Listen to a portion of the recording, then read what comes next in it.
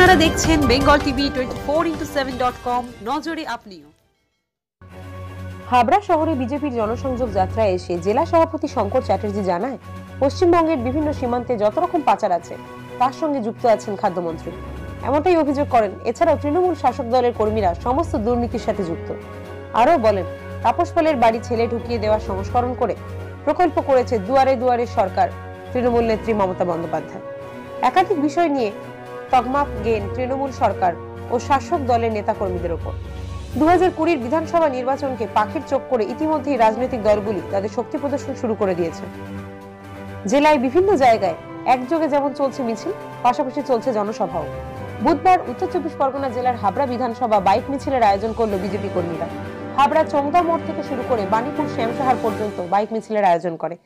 এই দিনের মিছিলের নেতৃত্বে ছিলেন বিজেপি জেলা সভাপতি শঙ্কর চ্যাটার্জি, এছাড়াও রাজ্যের সহসভাপতি রিতেশ তেওয়ারি। খাদ্যমন্ত্রী জ্যোতিপ্রিয় মল্লিকের বিধানসভাতে শক্তি প্রদর্শন করতে দেখা গেল বিজেপি কর্মীদের এক বিশাল মিছিল করে। তারা মিছিল থেকে আওয়াজ তোলেন তৃণমূল সরকারের বিভিন্ন দুর্নীতির কথা। এছাড়াও লিফলেটের মাধ্যমে প্রচার শুরু করে দিয়েছে বিজেপি সমর্থিতরা। আজকে আমরা প্রত্যেকটা মন্ডলে 4টে প্রোগ্রাম আমরা করছি। একটা স্বচ্ছ ভারতের প্রোগ্রাম, একটা বাইক র্যালি, একটা মহিলাদের প্রতিবাদ সভা, আর একটা হচ্ছে প্রভাত। এই 4টে প্রোগ্রাম প্রত্যেকটা মন্ডলে হচ্ছে।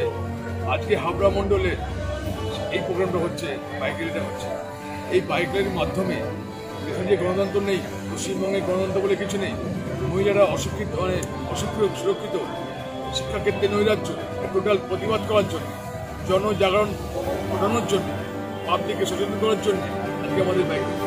এই বাইক র্যালির মাধ্যমে প্রত্যেক লোককে সচেতন করবো যে পশ্চিমবাংলা আমরা সোনার বাংলা করতে চাই, সেই সূচনা দেওয়ার জন্য আজকে আমাদের বাইক র্যালি। এবার একটা ভোটের মহড়া বলা চলে। আমাদের ভোটের ব্যাপার নেই, কোনো দলীয় কার্যক্রম করছি আমরা। ভোট দেবে জনগণ, জনগণ বুঝে নেবে কাকে ভোট দেবে। আমাদের দলীয় কার্যক্রম আমরা করছি এবং পাবলিককে, জনগণকে আমরা জানাতে যাচ্ছি পশ্চিমবঙ্গের কি দুরবস্থা চলছে। শঙ্করদা, শুভেন্দু অধিকারীকে নিয়ে আপনাদের অবস্থান কি? দেখুন, শুভেন্দু অধিকারী বড় মাপের লিডার, রাজ্যের চ্যাম্পিয়ন। আমি বলতে পারি, যদি আমার জেলায় কোনো শুভেন্দু অধিকারী থাকে, আমার দরজা খোলা আছে, চলে আসতে পারি। শুভেন্দু অধিকারী অনেক বড় মাপের লিডার, রাজ্য দেখছে, কেন্দ্র দেখছে। বেশ, আপনার জেলার শুভেন্দু অধিকারী শিলভদ্র দত্ত, যিনি বলেছেন তৃণমূলের টিকিটে আর ভোটে দাঁড়াবেন না। কাল তার বাড়িতে পিকের দল গিয়েছিল, রাতে জ্যোতিপ্রিয় মল্লিকও গিয়েছেন।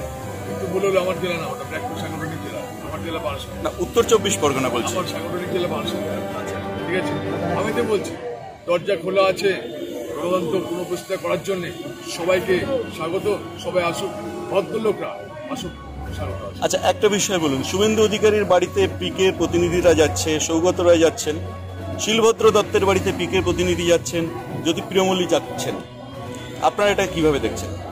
দেখুন, বিদেশে ভাড়া করে একটা দল চলে, এই প্রথম দেখলাম। লোক ভাড়া করে, মাইনে করার চাকরি করে দল চলে, এটা আমার জীবনে প্রথম দেখা। আমরা দল করি নেতার দ্বারা, আমাদের নেতারাই দল চালায়।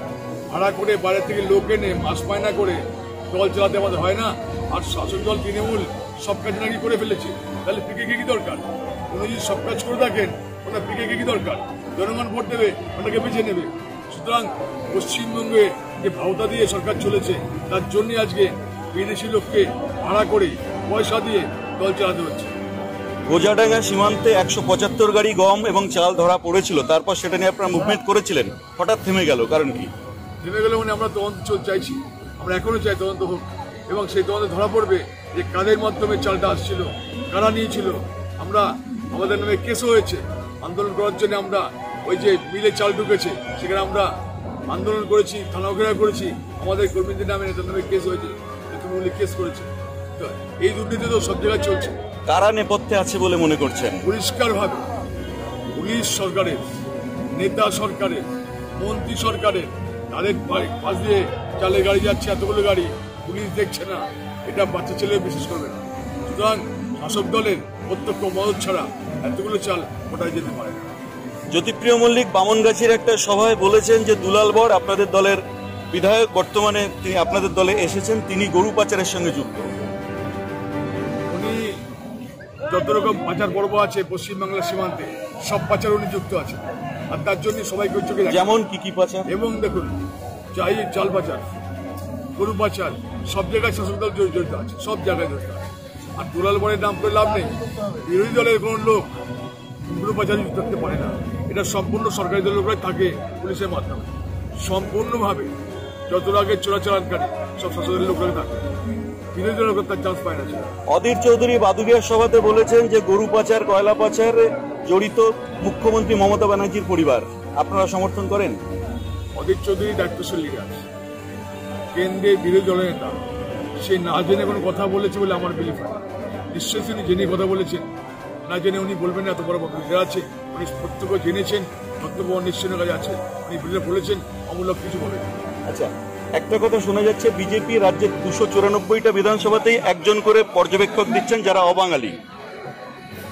আপনারা কি বলছেন? তাহলে কি রাজ্যের নেতৃত্বের উপর ভরসা নেই? জানা নেই, আমার জানা যেটা আছে 294 সিটে আমাদের মধ্যে কার্যকর্তা তারা দায়িত্ব আসছে, এটা বেশি জানা আমার জানা নেই। আমরা এটাই জানি, আমার জেলায় তো এসছে, আমার 9টা বিধানসভায় এসছে, তারা কিন্তু সব কৃষ্ণনগরের ছেলে, নদীয়ার ছেলে, তারা এসছে। এগুলো ফেক নিউজ, ফেকের কাজ এইভাবে বলছে। আজকে পশ্চিমবঙ্গে শাসক দলের যে পুলিশ বাহিনী কতগুলো বহিরাগত আছে, কতগুলো বহিরাগত আছে। শাহরুখ খান কোথায় গেল? ওনার আজকে যে দায়িত্ব এমএলএ আছে ওটা বহিরাগত আছে। এসব বলে লাভ নেই, শেষ বেলায় এসব কথা বলে পশ্চিমবঙ্গের মানুষকে খুশি করা যাবে না। আর দুয়ারে দুয়ারে সরকার মুক্ত করে পাবে না, এটা পুনঃ প্রকল্প। এটা অ্যাকচুয়ালি দুয়ারে দুয়ারে তাপস পাল ছিল এক সময়, বাড়ি বাড়ি ঢুকিয়ে দেবো বলেছিল, সেটা সংস্করণ করে দুয়ারে দুয়ারে সরকার হয়েছে। টোটালটা ভাওতাবাজি ইলেকশনের সময়, আর ভাওতাবাজি যে লাভ হবে না, যত নতুন দুয়ারে দুয়ারে সরকার করুক আর দুয়ারে দুয়ারে তাপস পাল করুক, ব্যাপারটা একই। বাংলার জনগণ এটা বিলক্ষণ বুঝে গেছে। আর তাপস পালের সঙ্গে তুলনা কেন? তুলনা এই কারণে, উনি একসময় বলেছিলেন বাড়ি বাড়ি ছেলে ঢোকাবো, বাড়ি বাড়ি ছেলে ঢোকাবো পশ্চিমবাংলায়। এই ডায়লগ তৃণমূলের কোন দায় দিতে পারে, আর কেউ তৃণমূল দেবে না। পশ্চিমবাংলার নারীদের অসম্মান করা, পশ্চিমবাংলার মা বোনদের অসম্মান করা, তাদের অসংকৃত করা। না, নদিয়ার চৌমাহায় তাপস পাল যেটা বলেছিলেন যে সিপিএম এর যারা এটা করবে তাদের বাড়িতে ছেলে ঢোকাবে, আর এটা তো সরকারি কর্মসূচি। সিপিএম যারা করবে তারা কি পশ্চিমবঙ্গের বাইরে? তারা তো পশ্চিমবঙ্গবাসী, আলাদা করে দেখছেন কেন? তারা পশ্চিমবঙ্গবাসী, আজকে তো আমাদের বাদ দিচ্ছে না, আজকে আমাদের বাদ দিচ্ছে।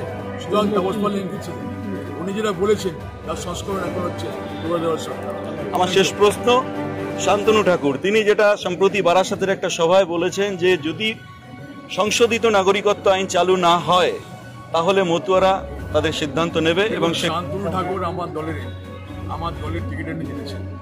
উনি কি বলেছেন আমি দেখিনি, পার্টি কার্যক্রম স্বাধীন ব্যস্ত থাকে, আমি জেনে বলবো। তবে এটা বলতে পারি, আমার সঙ্গে সম্পর্ক অত্যন্ত মধুর, আমার সঙ্গে ফোনে কথা হয়, যে কোনো কর্মসূচিতে উনি যদি ফ্রি থাকেন সেখানে আসেন, আমার সঙ্গে একসঙ্গে গোবরডাঙ্গা ছিলেন, সব জায়গায় যাচ্ছিল উনি।